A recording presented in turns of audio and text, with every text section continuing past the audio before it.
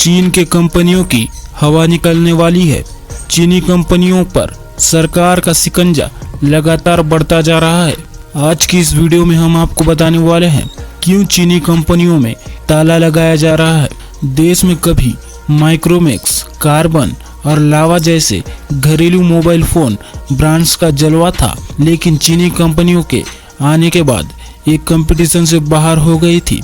अब एक बार फिर इन कंपनियों के लिए उम्मीद की किरण जगी है। ये कंपनियां स्मार्टफोन मार्केट के एंट्री लेवल में तहलका मचाने को तैयार है। इसकी वजह यह है कि चीनी कंपनियों को कई तरह की जांच का सामना करना पड़ रहा है। साथ ही वे 8,000 रुपए से कम कीमत वाले सेगमेंट से करीब निकल चुकी हैं। सस्ते स्मार्टफोन के मार्केट में आज कंज्यूमर के पास ज्यादा चॉइस नहीं है। आज रिफर्बिश्ड स्मार्टफोन खरीदने पड़ रहे हैं या फिर किस्तों में फोन लेना पड़ रहा है। विकल्प नहीं होने के कारण कई ग्राहक तो फोन खरीद ही नहीं रहे हैं। ऐसी स्थिति में घरेलू ब्रांड्स के पास एंट्री लेवल सेगमेंट में अपनी जगह बनाने का मौका है। कार्बन ब्रांड का मालिकाना हक रखने वाली कंपनी जेना ग्रुप के एमडी प्रदीप जैन ने कहा कि देश में कार्बन के स्मार्टफोन लॉन्च करने का इससे अच्छा मौका नहीं हो सकता। कार्बन 4,999 रुपए की कीमत वाला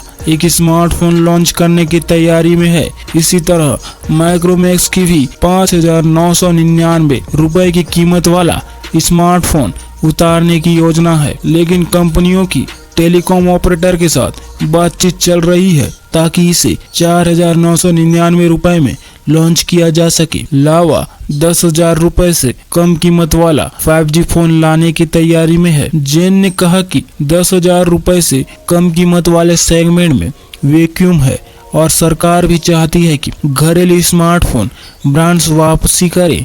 4G के कम से कम अगले 3 साल तक बने रहने की उम्मीद है और कार्बन इस सेगमेंट पर फोकस करेगी। लावा के प्रेसिडेंट और बिजनेस हेड सुनील रैना ने कहा कि पिछले 1 साल से कंपनी स्मार्टफोन बिजनेस को पूरी ताकत के साथ आगे बढ़ रही है।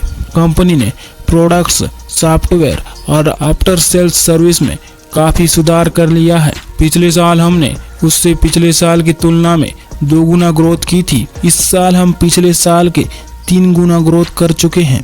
माइक्रोमैक्स के एक अधिकारी ने कहा कि कंपनी क्वालिटी प्रोडक्ट्स लॉन्च करना चाहती है। भारतीय कंपनियां चीन की कंपनियों की तरह 25,000 रुपए तक के मॉडल उतारने की योजना बना रहे हैं। मार्च में खत्म तिमाही में भारत की स्मार्टफोन मार्केट में भारतीय ब्रांड्स की 1% से भी कम हिस्सेदारी है। 2013 और 2014 में उनकी 45% हिस्सेदारी थी, लेकिन उसके बाद चीन की कंपनियों ने उन्हें मार्केट से बाहर कर दिया। अभी सैमसंग की भारतीय बाजार में 20% हिस्सेदारी है। चीन के ब्रांड वीवो 17%, Xiaomi की 16%, ओप्पो की 12%, रियलमी की 9% हिस्सेदारी है। आने वाले दिनों में लावा और जियो 10,000 रुपए से कम कीमत वाले सेगमेंट में अपनी हिस्सेदारी बढ़ा सकते हैं। सरकार भी घरेलू ब्रांड्स को आगे बढ़ाना चाहती है। एक घरेलू ब्रांड्स के अधिकारी ने कहा कि सरकार घरेलू कंपनियों का बराबरी का मौका देना चाहती है। पहले भारतीय कंपनियां डिजाइनिंग और मैन्युफैक्चरिंग के लिए चीन पर निर्भर थे, लेकिन अब वे खुद देश में ही प्रोडक्ट्स बना रही है।